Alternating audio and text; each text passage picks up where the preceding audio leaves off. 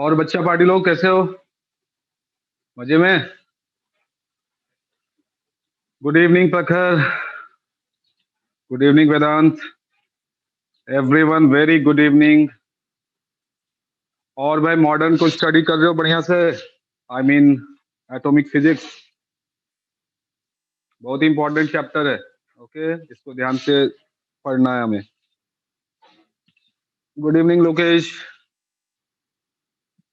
और भाई बता, फोर्स फोर्स सारा देख लिया हम लोगों ने कि लाइट भी जो है वो भी फोर्स लगाती है। बड़ा अजीब सा ये सोचने में लगता है ना, कि लाइट भी फोर्स लगा सकती है। लाइट तो अभी तक हम लोग सोचते थे कि बस देखने के काम आती है। गुड इवनिंग वर्षा। लेकिन अब हमें पता चला कि ना भाई, खेल थोड़ा सा नेचर का थोड़ा सा डिफरेंट है। ओके, तो अब हमें पता चला कि लाइट जो है वो फोर्स भी लगाती है भाई। हाँ भाई, बहुत कम फोर्स लगाती है। ओके, फोर्स काफी कम है, लेकिन कुछ तो है ना, कुछ तो है फोर्स। काफी कम है। वही सारे फोर्सेस को हम लोग अभी डिस्कस कर रहे थे, है ना। तो हम लोगों ने सारा केसेस देखा, नॉर्मल इंसिडेंट। हाँ, क्वेश्चन के लिए बुक एचसीवी कर सकते हैं। हाँ बिल्कुल, एचसीवी बुक ही आपको करना है मेनली। ओके, एचसीवी कीजिए, that is sufficient for modern physics. और अगर इसके अलावा आप अपने पैकेज को भी फॉलो करोगे, जो आपका पैकेज है उसे फॉलो करोगे, और सबसे इंपॉर्टेंट, प्रीवियस ईयर जो जेई मेंस और एडवांस में क्वेश्चन सब पूछे गए हैं, वो सारे क्वेश्चंस को लगाना ही है। वो अभी नहीं लगाना है, जब चैप्टर कंप्लीट हो जाएगी उसके बाद आपको लगाना है। ठीक है, तो ये सारे स्टेप्स को फॉलो करते हुए हमें आगे बढ़ना होगा। That is very important. Is that clear to everyone? Okay, चलिए भाई। और अभिषेक, तेरे पीछे तेरा भाई पढ़ रहा है क्या? ओके, किस क्लास में है? क्लास 2 में? 11 में? ओके, चलिए। तो देख भाई, फोर्स हम लोगों ने कल देखा था। हाँ बिल्कुल, कंटिन्यूएशन में करते रहो। एचसीवी, एचसीवी का सारा क्वेश्चन लगाओ शुरुआत से लेकर अंत तक। ठीक है, that is very important. HCV अगर कर लिया, एक अलग ही कॉन्फिडेंस बिल्डअप हो जाएगा, not only in this chapter. Okay, किसी भी चैप्टर में, चाहे मैकेनिक्स को उठा लो या हीट एंड थर्मो उठा लो। और सबसे बेसिक अगर मैं बोलूं, तो अगर आप एचसीवी से रोटेशनल डायनामिक्स, कुछ मैं चैप्टर्स का नाम बता रहा हूं, एचसीवी से अगर आप rotational dynamics, okay, next centre of mass and collision, work power energy, इसके बाद आप आ जाइए इधर एसएचएम, उसके बाद हीट एंड थर्मोडायनेमिक्स, सबसे बढ़िया क्वेश्चंस उसी में है। तो ये सारे चैप्टर्स को आप, पक्की बात है कि फॉलो करना है किससे? एचसीवी से। ओके, देखो भाई, एनएलएम, काइनेमेटिक्स, ये सब में भी अच्छे क्वेश्चंस हैं, है ना, लेकिन उसमें भी जो है ना, और भी बहुत सारे अच्छे क्वेश्चंस है, कंसेप्चुअल क्वेश्चंस है, जो आप दूसरे बुक्स को फॉलो कर सकते हो। आपने एक नाम सुना होगा, बीएम शर्मा का, सेंगेज पब्लिकेशन की बुक आती है, सुना है नाम? उससे भी, उसको भी आप फॉलो कर सकते हो। वो भी अच्छी बुक है।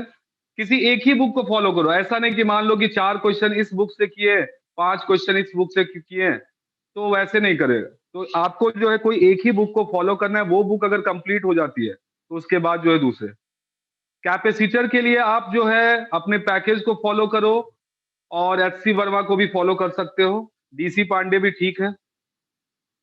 हाँ भाई, पैकेज काफी रिसर्च के बाद बनाया गया है। ओके, उसमें जो भी अच्छे क्वेश्चंस है जगह जगह के, वो सारे क्वेश्चंस को ऐड किया गया है, इरोडोव से, प्रोटोव से। तो ये सारे क्वेश्चंस को आपको करना है, सीवी वाले भी क्वेश्चंस है उसमें। तो ये सारे क्वेश्चंस कर लोगे, दैट इज सफिशिएंट। और सबसे इंपॉर्टेंट पॉइंट मैं बताऊं क्या है? कंसेप्ट। ओके, कंसेप्ट अगर आपका क्लियर रहेगा, तो कहीं से भी क्वेश्चन उठा के पूछ दिया जाए, आप थोड़ा सोच के बना सकते हो, है ना। थोड़ा एक्सपीरियंस भी होना चाहिए, क्वेश्चन ज्यादा प्रैक्टिस करोगे तो एक्सपीरियंस आएगा, है ना। हाँ, नोट्स को भी साथ में फॉलो करते हुए चलना है। Okay, that is very important. तो चलिए भाई, आगे की बातें करते हैं हम लोग। तो भाई, हम लोगों ने बेटा कहां तक क्वेश्चन डिस्कस कर लिया था? सीआरक्यू में 11 तक। चलिए 12 नंबर क्वेश्चन पे आते हैं। बहुत ही इंपॉर्टेंट क्वेश्चन है, बड़ा जबरदस्त क्वेश्चन है। क्वेश्चन नंबर 12 पे आओ भाई। फाड़ू क्वेश्चन है बिल्कुल, एकदम कहते हैं ना फाड़ देने वाला, जबरदस्त। देख भाई ये क्वेश्चन थोड़ा, find the force that will be exerted on a solid sphere of radius r when it is kept in the path of a beam of electromagnetic radiation or light carrying an intensity I naught. इसमें तीन question है बेटा। when the sphere is perfectly reflecting, when the sphere is perfectly absorbing, और तीसरा when the sphere is partially reflecting। ठीक है, चलिए सबसे पहले पहला पार्ट को देखते हैं। ठीक है, ध्यान से देखना। तो देख भाई मैं फिगर बना रहा हूं इसका, थोड़ा बड़ा करके बनाता हूं फिगर। तो यहां पे आपका स्फीयर है, ठीक है। इसमें बेटा पैरेलल लाइट बीम इंसिडेंट हो रही है, पैरेलल लाइट बीम।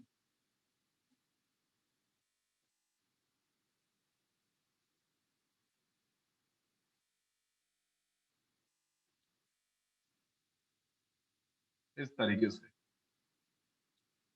ये ले भाई,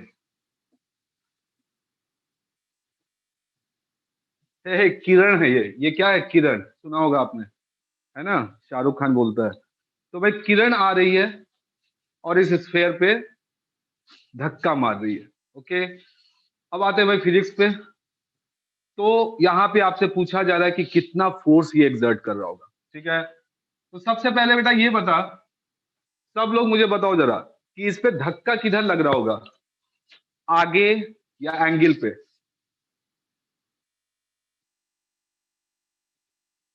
बताओ, आगे या किसी एंगल पे? तो सही बात है, फ्रंट। सबको पता चल रहा होगा कि फोर्स जो लग रहा होगा वो आगे क्यों लग रहा होगा। ठीक है, सबको भाई किरण दिख रही है या मार्कर चेंज कर लूं मैं? ठीक है, दिख रहा होगा। तो देखिए भाई, चल भाई आगे देखिए। अब हमें फोर्स निकालना है। तो बेटा यहाँ पे जो है मैं डायरेक्टली फोर्स नहीं लिख सकता हूँ, क्योंकि हर लाइट जो है किसी एंगल पे रिफ्लेक्ट हुई होगी। जैसे बताओ ये वाला लाइट अगर मैं लूं, ये वाला लाइट भी, तो ये रिफ्लेक्शन के बाद कहाँ गया होगा? ये सेंटर को मैं जोड़ देता हूँ, ये सेंट्रल लाइन है। तो बताओ ये लाइट जो है रिफ्लेक्शन के बाद कुछ इधर गई होगी, इस रास्ते पे। इस पॉइंट को अगर मैं पी बोलूं तो, और इसको आर बोलूं, तो किस रास्ते पे गई होगी? पी आर वाले रास्ते पे। ठीक है, ये आ रही भाई, इसको मैं बोल देता हूं क्यूपी से आई और पीआर की तरफ चली गई। मान लो कि ये कितने एंगल पे आ रही है? थीटा। तो आपने पढ़ा होगा लॉ ऑफ रिफ्लेक्शन में कि थीटा एंगल से ये क्या होगा? रिफ्लेक्ट होगा। तो अलग अलग लाइट अलग अलग एंगल पे रिफ्लेक्ट हो रही है।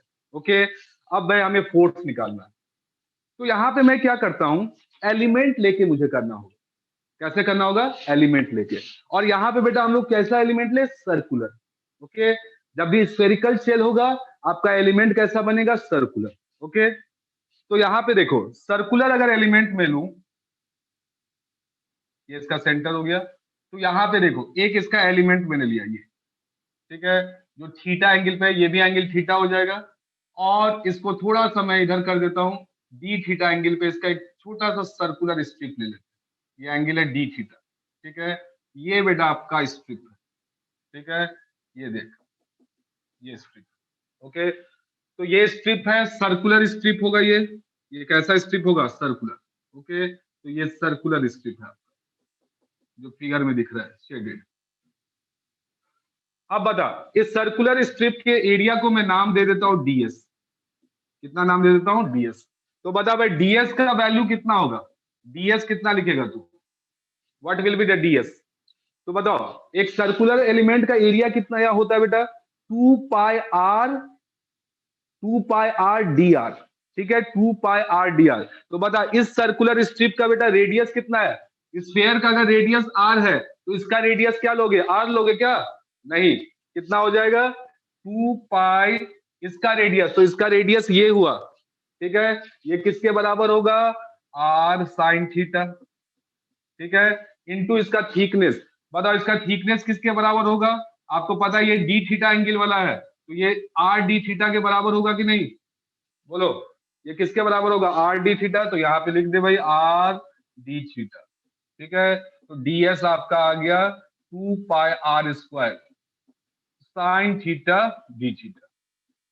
ठीक है, अब बताइए इस एलिमेंट पे ध्यान से सुनना मेरी बातों को, हम लोग बिल्कुल बेसिक से चल रहे हैं, फॉर्मूला अभी दिमाग से हटा लो। ठीक है, इसमें फॉर्मूला वाला काम जो है सही से नहीं हो पा रहा है, बिल्कुल बेसिक से चलो। बताओ जी कितना एनर्जी इंसिडेंट हो रहा है, ये हम लोग निकालते हैं। लाइट की इंटेंसिटी आपको दी हुई है आई, ठीक है, तो बताओ एनर्जी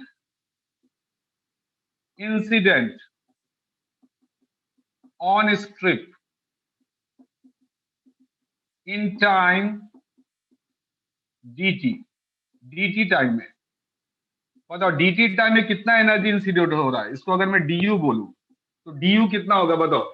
एनर्जी इंसिडेंट क्या होता है बताइए, वेरी गुड, आई इंटेंसिटी है। इंटेंसिटी का मतलब क्या होता है, energy per unit area per unit time. लेकिन कौन सा एरिया ये बताइए, कौन सा एरिया, नॉर्मल एरिया।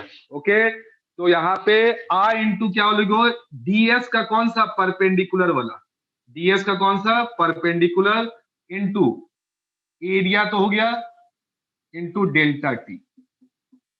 ठीक है, डीएस का कौन सा, परपेंडिकुलर। अब बताइए डीएस का परपेंडिकुलर कौन सा एरिया होगा बेटा, ये डीएस ये है एरिया, इसका परपेंडिकुलर लेना है, तो परपेंडिकुलर का मतलब हुआ इसका प्रोजेक्शन। तो देख इसका प्रोजेक्शन कौन सा एरिया बनेगा, देख यहाँ पे इसका प्रोजेक्शन अगर मैं लूं यहाँ पे, तो देख ये वाला एरिया बनेगा। थोड़ा आगे करके बना रहा हूं, देख ये एरिया लोगे आप, ये जो एरिया होगा, इतना दूर का एरिया, ये वाला एरिया, आपको ये एरिया लेना है, ये वाला। ठीक है, तो बताओ ये एरिया कितना लिखोगे, डीएस परपेंडिकुलर को क्या लिख सकता हूं मैं, डीएस परपेंडिकुलर को मैं बेटा लिख सकता हूं डीएस कॉस थीटा। ये एरिया किसके बराबर होगा, ये एरिया अगर डीएस है तो ये होगा डीएस कॉस थीटा। बोलिए होगा, is that clear to everyone, या इसमें कोई शक या गुंजाइश किसी को, बोलिए। ये एरिया डीएस कॉस थीटा के बराबर होगा। अमित क्या दिक्कत है बेटा, बस वही सोचो ना, कोई एरिया ऐसे है, ऐसे सोचिए, ये कोई एरिया है बेटा, ऐसे सोचो ना, ये कोई एरिया है, तो एरिया वेक्टर का डायरेक्शन बेटा परपेंडिकुलर टू एरिया होता है ना। एरिया वेक्टर का डायरेक्शन क्या होता है, मैं बता रहा हूं फिर से, एरिया वेक्टर का डायरेक्शन क्या होता है, परपेंडिकुलर टू एरिया। तो बता बेटा ये वेक्टर डीएस है, बता अगर ये थीटा एंगल बना रहा है इसके साथ, तो डीएस का इधर कितना कंपोनेंट हुआ, डीएस कॉस थीटा। अब बता इसका, इसको अगर मैं एरिया से दिखाऊं तो कौन सा एरिया लोगे, इसी का जो प्रोजेक्शन होगा यहाँ पे, इसी का जो प्रोजेक्शन होगा इस पे, या इसी को आगे करके मैं दिखाऊं तो यहाँ पे जो प्रोजेक्शन होगा ये वाला एरिया, बोलोगा। तो वही बात है, तो ये बेटा एरिया ऐसे करके है, ऐसे है, ऐसे करके। ठीक है, बताइए ये पूरा जो है इसमें क्या नॉर्मली इंसिडेंट हो रही है लाइट, नहीं, ये लाइट नहीं हो रही है नॉर्मली, ये लाइट सर्टेन एंगल पे हो रहा है। तो यहाँ पे जो है ये पॉइंट को आप ध्यान रखिए, तो हमें कौन सा एरिया लेना है, डीएस का कौन सा एरिया, ये डीएस अगर एरिया है आपका, तो डीएस का कौन सा एरिया लेना है, ये वाला। ठीक है, जो परपेंडिकुलर है। तो बता इस पे लाइट ना परपेंडिकुलरली इंसिडेंट हो रही है, लाइट इस पे परपेंडिकुलर हो रही है, तो इसलिए आप कौन सा लोगे, डीएस का कौन सा कंपोनेंट, डीएस कॉस थीटा। तो ये एरिया किसके बराबर है बेटा, डीएस कॉस थीटा। अब क्लियर है सबको, ये बताइए पॉइंट क्लियर है, अंशित, अर्चित, ठीक है, तुषार, सानिध्य, ठीक है, थोड़ा दिमाग यही लगाना है। तो हमें कौन सा एरिया लेना है, परपेंडिकुलर। ओके, तो ले लिया बेटा परपेंडिकुलर, चलिए आगे बढ़ते हैं अब। तो ये हो गया बेटा, इतना एनर्जी इंसिडेंट हो रहा है पॉलिन। अब बताइए आपने पढ़ा था पहली क्लास में, पहला क्लास का याद करो, 2 दिन पहले की बात है, याद कीजिए, याद करो वो दिन क्या था जब मैंने आपको बताया था कि अगर एनर्जी यू है, अगर एनर्जी यू है तो कितना मोमेंटम कैरी करके चलता है, अगर एनर्जी यू है तो मोमेंटम कितना कैरी करके चलता है, यू बाई सी। ठीक है, बिल्कुल सही, यू बाई सी। तो बताइए, तो momentum, momentum carried momentum incident on the strip, क्या लिखेगा? Momentum incident on the strip, on the strip. बताइए कितना मोमेंटम इंसिडेंट हो रहा है स्ट्रिप पे? इसको मैं डीपी अगर बोलूं तो DP will be equal to D U by C, D U by C. ठीक है, तो कितना बन जाएगा बेटा ये? I by C into D S cos theta. इस टाइम को dt लिखोगे, dt टाइम हम लोगों ने लिया ना, डेल्टा टी नहीं, dt, तो इंटू dt। ठीक है, तो इतना बेटा मोमेंटम इस पे इंसिडेंट हो रहा है। कौन सा? जो हमारा एलिमेंट है। ठीक है, तो इतना मोमेंटम इस पे इंसिडेंट हो रहा है। चलिए इतना आप लोग पहले लिख लो, उसके बाद आगे करते हैं।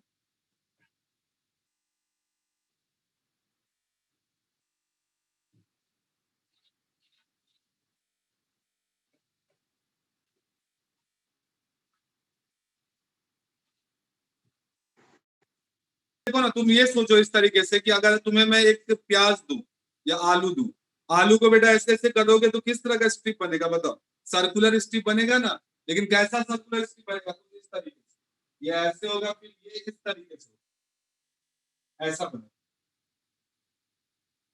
बोलो, बनेगा ऐसा? तो इस तरीके से होगा, और इस पे लाइट बेटा ऐसे आ रही है और ऐसे रिफ्लेक्ट। ओके, तो ये पॉइंट है।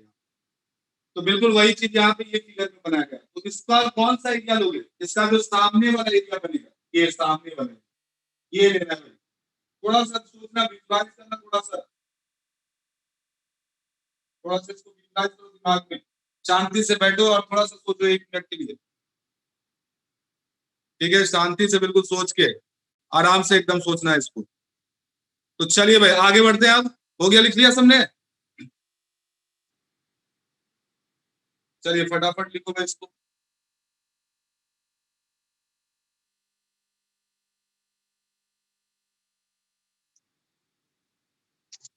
वॉइस क्लियर नहीं आ रही है क्या?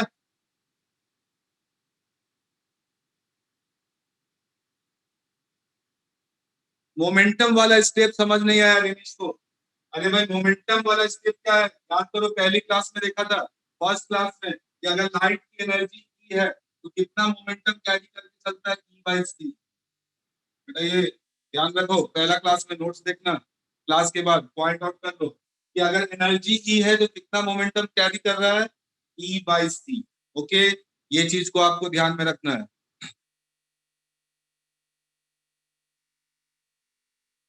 नहीं, ईयरफोन तो कनेक्टेड है भाई।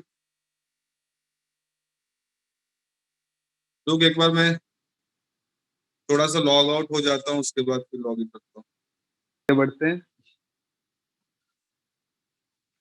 तो ये पॉइंट तक क्लियर है सबको? Is that clear to everyone? Okay, चलिए भाई आगे बढ़ते हैं। अब देख भाई, अब आगे की कहानी स्टार्ट होती है।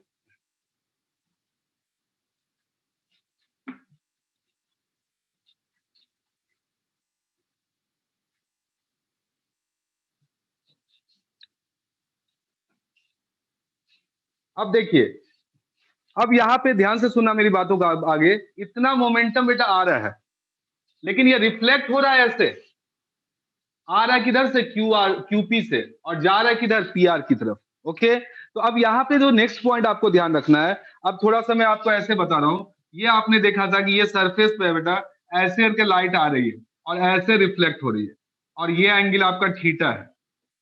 ठीक है, तो बताइए what is the change in momentum? Change in momentum कितना होगा? फोर्स तो डाउनवर्ड लगेगा, चेंज इन मोमेंटम कितना बोलोगे? बताओ। ये मोमेंटम से आ रहा है, पी मोमेंटम से आ रहा है, और पी मोमेंटम से रिफ्लेक्ट हो गया। तो बताइए what is the change in momentum? कितना बोलोगे change in momentum? 2p cos theta नहीं बोलिएगा, बोलिए 2p cos थीटा। 2p नहीं बोलोगे, 2p cos थीटा, है ना?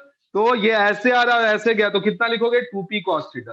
तो बता बेटा, यहाँ पर जो भी लाइट आ रही है ऐसे रिफ्लेक्ट हो रही है, यहाँ पर आया होगा, ये ऐसे रिफ्लेक्ट हुआ होगा। देख यहाँ पे विजुलाइज करो सब मेरे साथ, फिगर को इमेजिन करो। यहाँ पे स्फीयर है और उसका ये सेक्शन है स्ट्रिप, इस पे लाइट आ रही है ऐसे और ऐसे रिफ्लेक्ट हो जा रही है। तो बताओ हर जगह से जो आ रहा होगा, तो चेंज इन मोमेंटम कितना बोलिएगा बताइए। तो change in momentum, change in momentum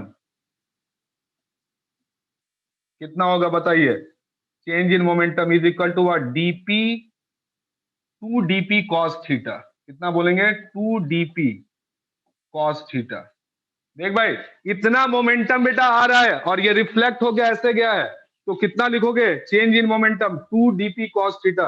और बता ये कितना बन जाएगा, that is equal to 2 dp, put कर दे, I/c, ठीक है, इंटू ds। पहले से कॉस थीटा है, कॉस स्क्वायर थीटा हो जाएगा, cos square theta into dt, ठीक है, इतना आ गया। तो दिस इज योर, इसको मैं नाम दे देता हूं dp डैश, dp डैश। तो वो किसके बराबर हो गया, 2I/c into ds cos square theta into dt।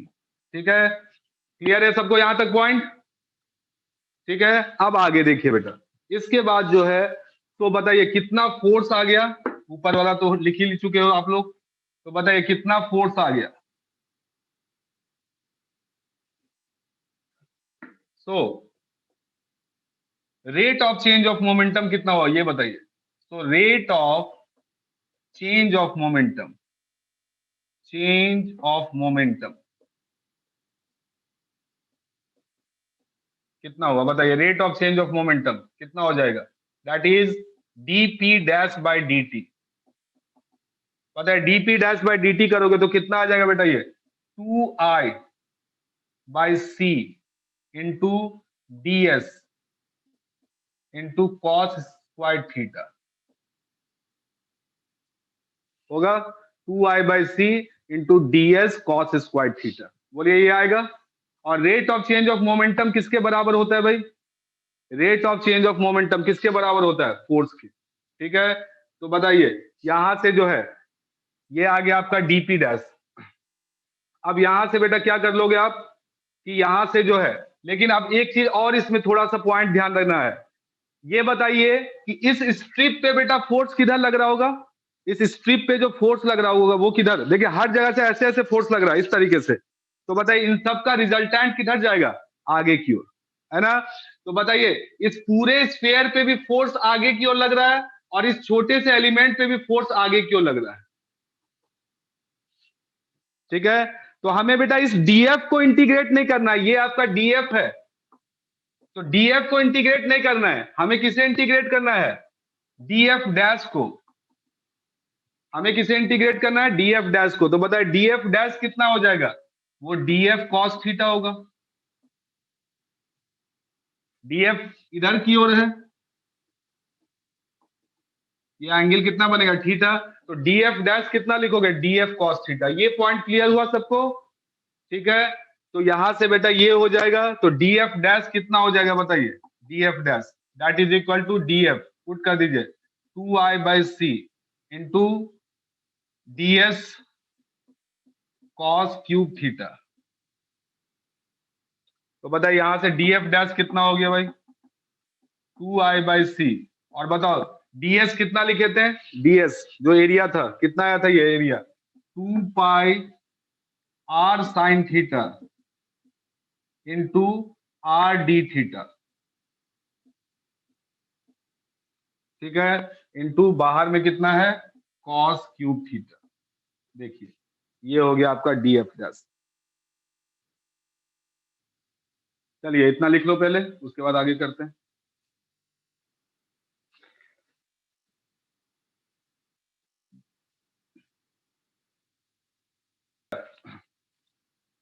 यहां पे ये बताओ, इस स्ट्रिप पे हर जगह फोर्स किधर लग रहा होगा, जैसे यहाँ पे बताओ, इसका इस छोटे से टुकड़े का, अब बताओ इसके छोटे छोटे पार्ट की बात मैं कर रहा हूँ। चलिए यहाँ पे आपको एक फिगर में और बना के दिखा देता हूँ, उससे और क्लियर होगा। नीचे वाला सबने लिख लिया है, पहले इतना लिख लो, उसके बाद आगे देख लेते हैं।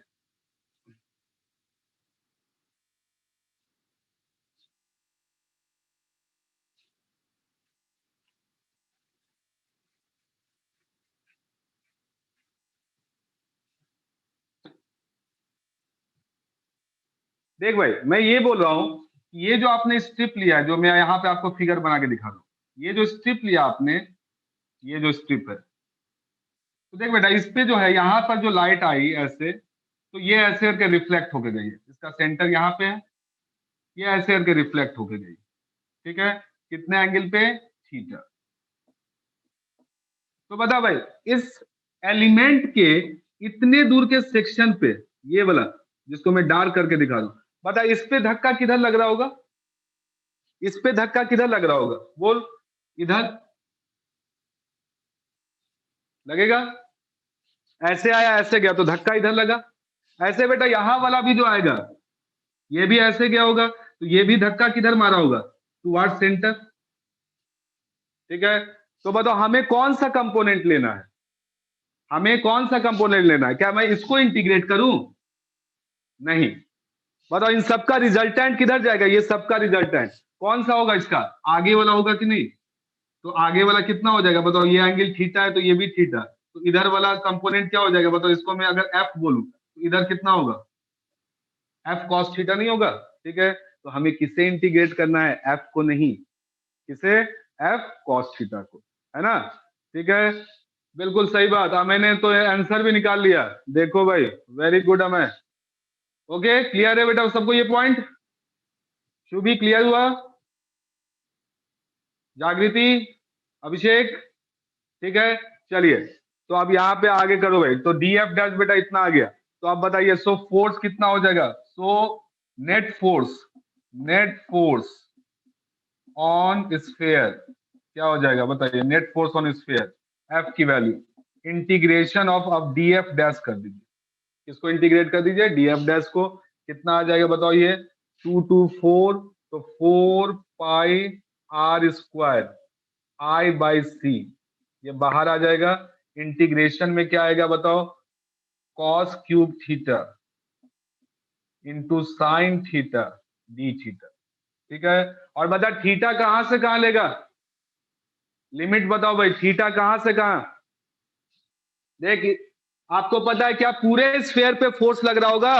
नहीं बेटा, हाफ ही सेक्शन पे ना, इतने ही दूर तक के सेक्शन पे फोर्स लगेगा। तो बता ये थीटा जीरो से लेके कहां तक? पाई/2 तक। ठीक है, तो जीरो से कहां तक लेना है? पाई/2 तक। Very good. अब बताओ इसका इंटीग्रेशन करना है भाई।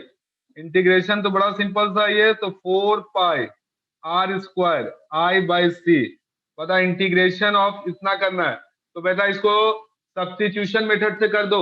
ठीक है, बताओ इसको मैं ऐसे लिख सकता हूं ना, cos cube theta into D of cos theta. कहां से कहां? जीरो से पाई/2। ओके, तो इसका जो करोगे तो ये बेटा आ जाएगा 1/4, और फोर्स की वैल्यू आपकी आ जाएगी पाई/r² आई बाई सी। ठीक है, पाई/r² आई बाई सी आ जाएगा। ठीक है, तो याद रखिए कितना फोर्स लगता है इस पे? पाई/r² आई बाई सी।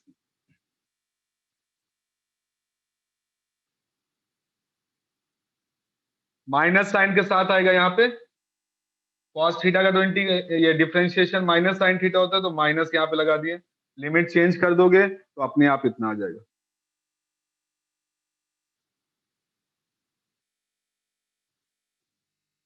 चलिए नोट डाउन कर लो इसको। देख, जीरो से पाई/2 क्यों लोगे? तो ये तो सिंपल सा बेटा, यहाँ पे ये तो, यहां से देखो कहां से, ये ऐसे ऐसे करके लोगे ना। देख, कितना दूर का सेक्शन लोगे? देखो ये एलिमेंट हुआ, तो यहां तक का लोगे, तो बताओ यहां वाले के लिए कितना थीटा? जीरो। यहां वाले के लिए कितना थीटा? पाई/2। ये सर्कुलर एरिया के लिए एंगल है। ये कौन सा एंगल है? थीटा का मतलब कौन सा एंगल हुआ? जो आप सर्कुलर एलिमेंट ले रहे हो, है ना? तो कहां से कहां एंगल वैरी करेगा बताओ? यहाँ वाला जो सर्कुलर सर्किल बनेगा उसके लिए थीटा कितना होगा? जीरो। और यहाँ वाला जो बड़ा वाला जो हेमिस्फीयर वाला सर्किल बनेगा उसके लिए थीटा कितना बन जाएगा? पाई/2। तो लिमिट कहां से कहां बेटा? जीरो से पाई/2। समझे बात को? ठीक है, तो ये चीज है।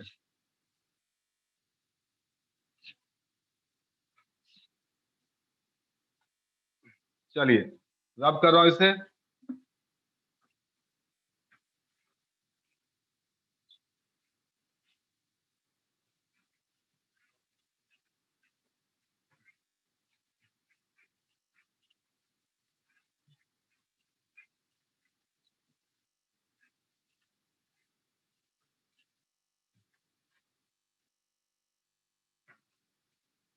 चलिए बेटा इसका बी पार्ट क्या बोल रहा है कि अब सरफेस जो है कंप्लीटली एब्जॉर्बिंग है, ठीक है। बताइए इस केस में क्या आएगा फोर्स, अभी जो आया उसका कितना टाइम्स, अभी जो आया उसका कितना टाइम्स,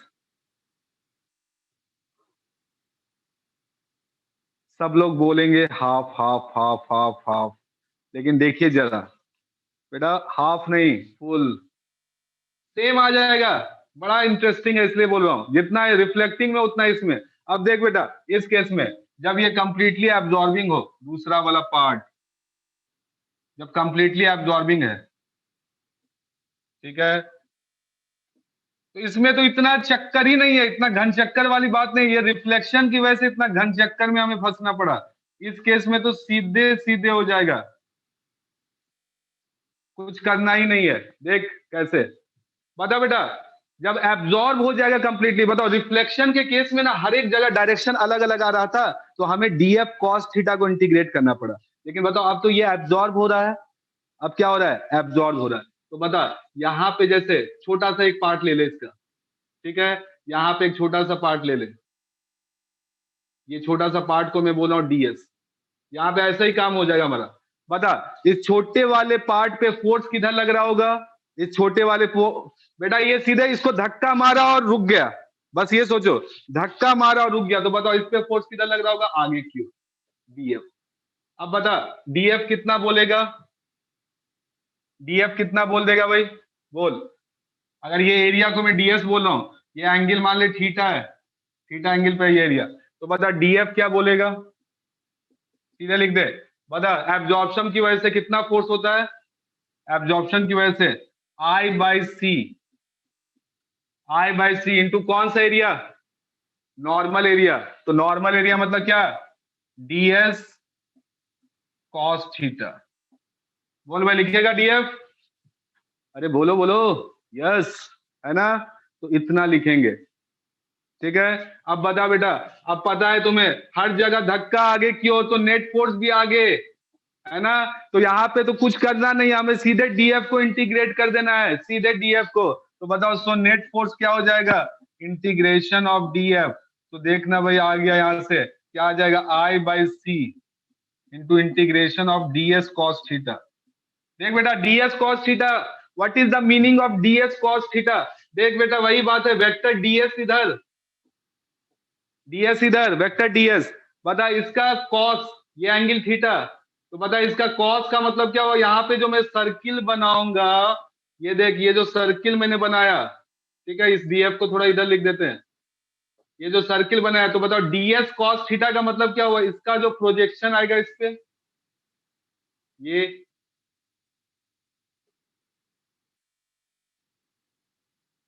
बोल भाई होगा, ये किसके बराबर होगा, डीएस कॉस थीटा के।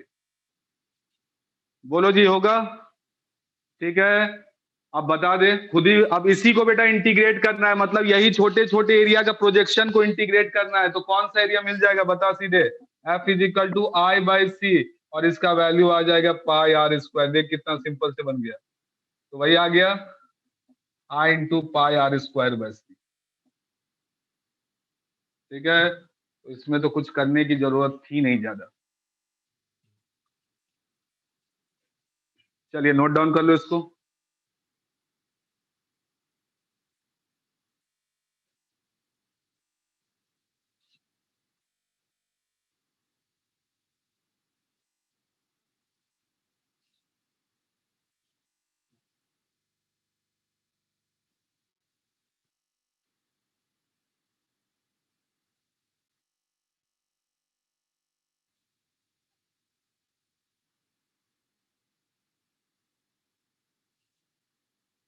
एब्जॉर्ब हो रहा है, कितना पार्ट एब्जॉर्ब हो रहा है, ए ही पार्ट, ठीक है। तो बताओ ये फोर्स क्या बन जाएगा, pi r square, I by C by common आ गया, और ए प्लस आर आ गया। बता ए प्लस आर कितना बन जाएगा मिलके, 1 हो जाएगा, तो ये कितना बन गया बता, पाई r square I by C, ठीक है।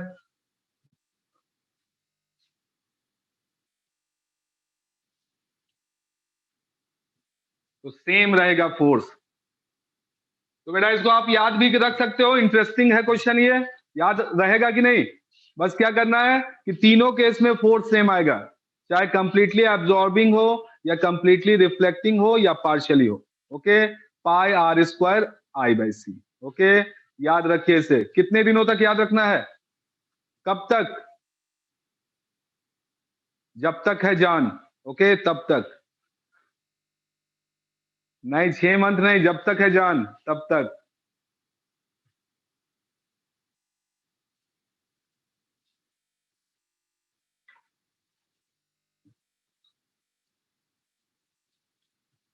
हाँ, जन्म जन्म।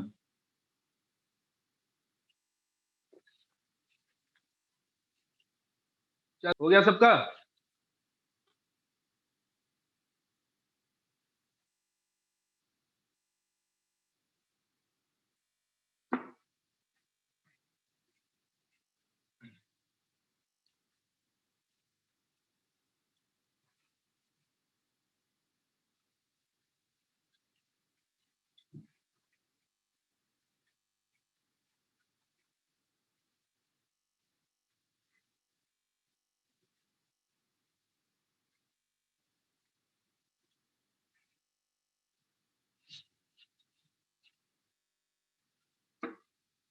चलिए, अब आते हैं हम लोग डी ब्रॉगली वेवलेंथ पे। Matter wave. मैटर वेव, इसी को बेटा हम लोग बोलते हैं डी ब्रॉगली वेवलेंथ।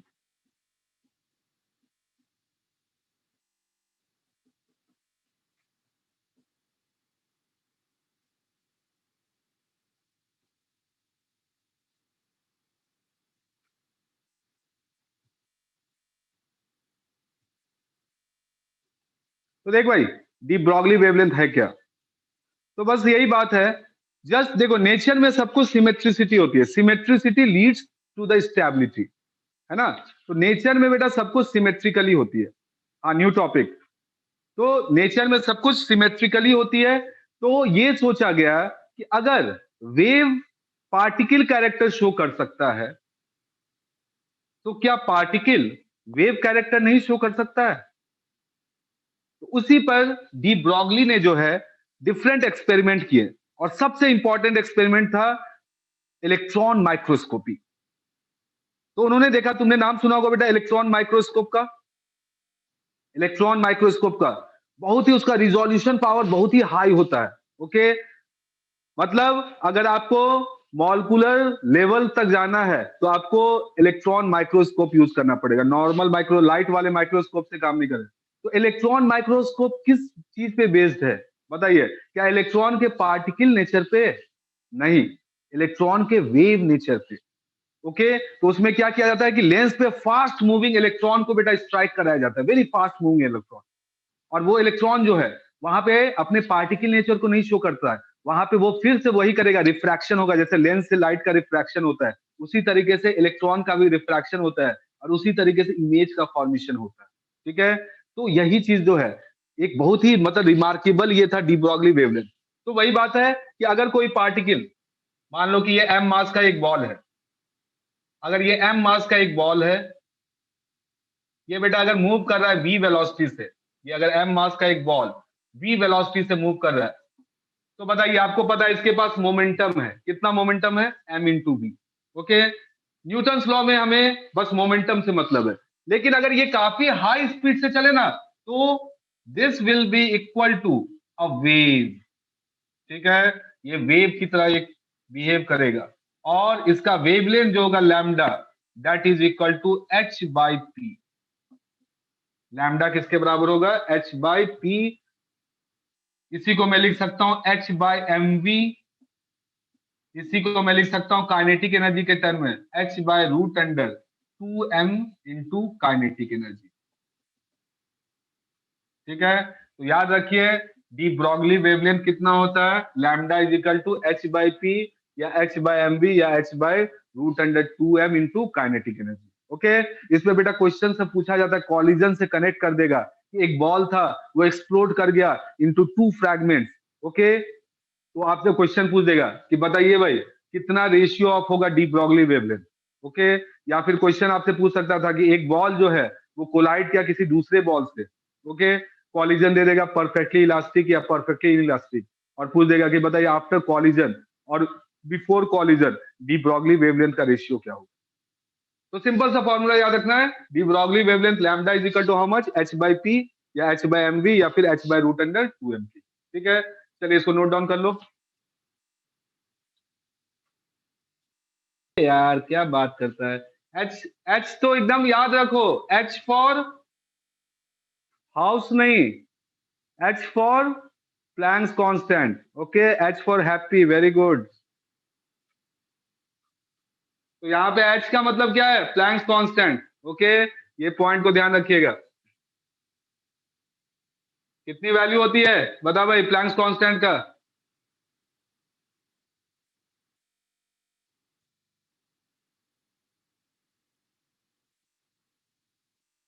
वो तो एच सी की वैल्यू होती है, एच इंटू सी का वैल्यू होता है 1240 इलेक्ट्रॉन वोल्ट एंगस्ट्रॉम। इसका 6.626 इंटू 10⁻34 एच का वैल्यू याद रख लो, 6.624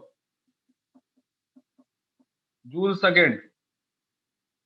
ठीक है, ये चीज को ध्यान रखिए।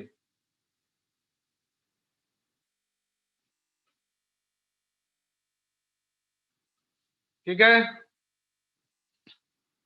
626, ओके ठीक है, 626 इंटू 10⁻34।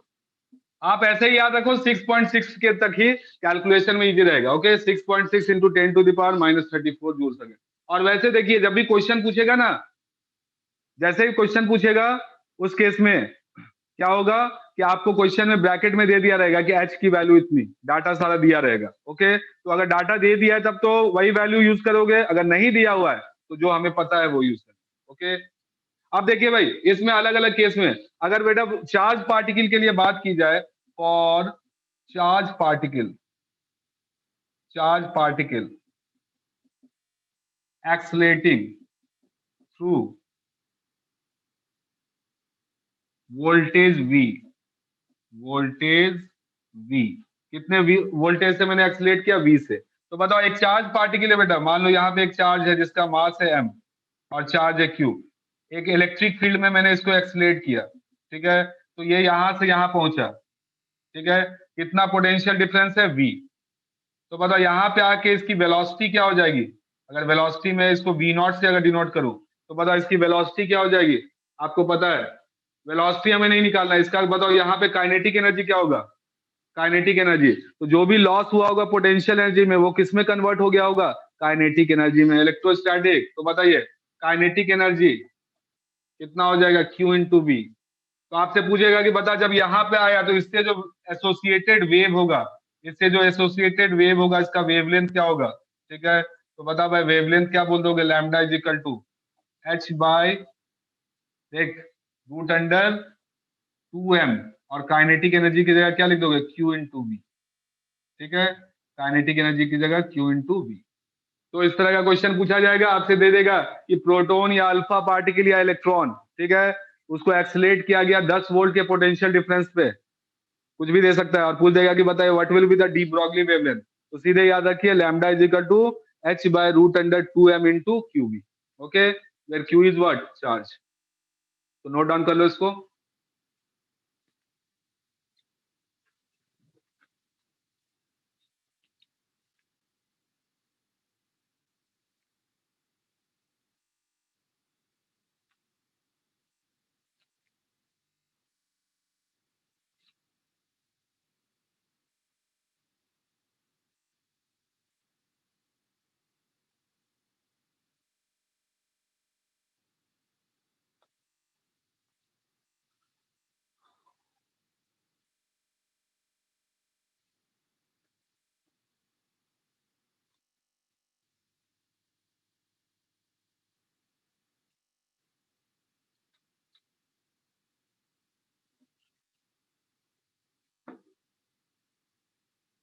ओके, क्लियर है सबको।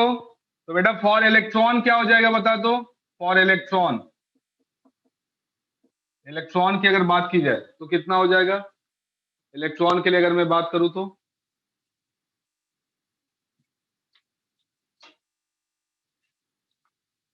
तो इलेक्ट्रॉन के लिए लैम्डा क्या लिख दोगे, lambda is equal to h by root under 2me into EV। इसमें बेटा वैल्यू अगर पुट करोगे तो ये होगा 6.626 minus 34 divided by root under 2me। Mass of electron 9.1 into 10 to the power कितना होता है 31। Charge 1.6 into 10 to the power minus 19 into V। तो इसको करोगे बेटा तो ये आ जाएगा आपका lambda is equal to 12.27 by root V angstrom. ठीक है, एंगस्ट्रॉम में आएगा।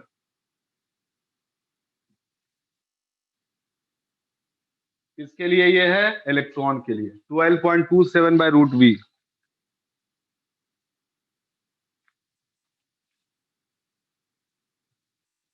समझे? तो देख हो सकता है इलेक्ट्रॉन के लिए पूछता है जनरली, तो याद रखिएगा 12.27 बाय रूट V। नीचे में तो रूट V आएगा ही, बाकी सबका वैल्यू पुट कर दिया, तो ये चीज को ध्यान रखोगे। अब अगर मुझे बताओ तुम प्रोटॉन के लिए क्या हो जाएगा। फॉर प्रोटॉन, प्रोटॉन की अगर बात की जाए तो लैम्डा कितना आ जाएगा h बाई h का मतलब 6.626 into 10 to the power minus 34 divided by root under 2। बता भाई मास ऑफ प्रोटॉन कितना, मास ऑफ प्रोटॉन। अरे वाह अनिमेश, अनिमेश तो रिजल्ट ही बता दिया। ठीक है, मास बता भाई कितना लोगे 1.626 into 10 to the power minus 27। Charge तो वही रहेगा 1.6 into 10 to the power minus 19 into V। ठीक है, इसको बेटा अगर आप सॉल्व कीजिएगा तो बताइए कितना आएगा वैल्यू इसको सॉल्व करने पे। इसको अगर मैं सॉल्व करूंगा तो ये वैल्यू आपको आ जाएगा 0.286 बाय रूट V एंगस्ट्रॉम। ठीक है, 0.286 बाय रूट V एंगस्ट्रॉम। बिल्कुल सही अदिति।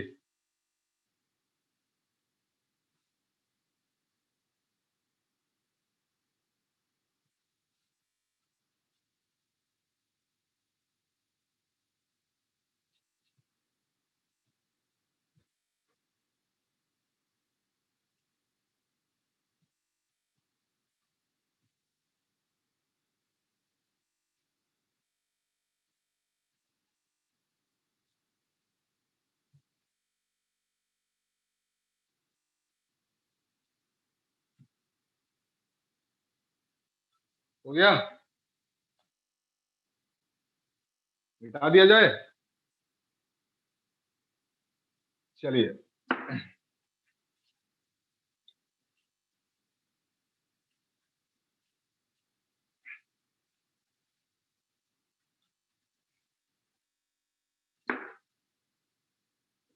अब बता for gas at absolute temperature, at absolute temperature T। और कोई गैस है एब्सोल्यूट टेम्परेचर T पे, तो बता भाई उसका काइनेटिक एनर्जी कितना होता है ट्रांसलेशनल की वजह से 3/2 kT। सबको पता होगा बेटा, याद है ना, ट्रांसलेशनल की वजह से कितना होता है 3/2 kT। देखो तो हम लोग कौन सा लेंगे, कौन सा काइनेटिक एनर्जी लेंगे, सबके लिए तो काइनेटिक एनर्जी 3/2 kT होगा। टोटल एनर्जी जो होता है जैसे डायटोमिक के लिए 5/2 kT होता है, ओके, उसमें 2 रोटेशन वाला होता है। लेकिन बेटा हम लोग यहाँ पे जब डी ब्रॉगली वेवलेंथ कैलकुलेट करेंगे तो कोई भी गैस हो उसका कौन सा हमें काइनेटिक एनर्जी लेना है ट्रांसलेशनल। ठीक है, तो ट्रांसलेशनल की वजह से कितना एनर्जी है 3/2 kT, वेयर के is what Boltzmann constant. Okay, तो बताइए कितना लिख दोगे, तो लैम्डा कितना हो जाएगा भाई गैस के लिए de Broglie wavelength h by root under 2m into kinetic energy put कर दीजिए कितना है 3/2 kT। तो कितना बन जाएगा भाई लैम्डा ऑफ गैस, देख सकते हो ये आ जाएगा h by root under 3m kT। Okay, तो इसको ध्यान रखिएगा गैस के लिए।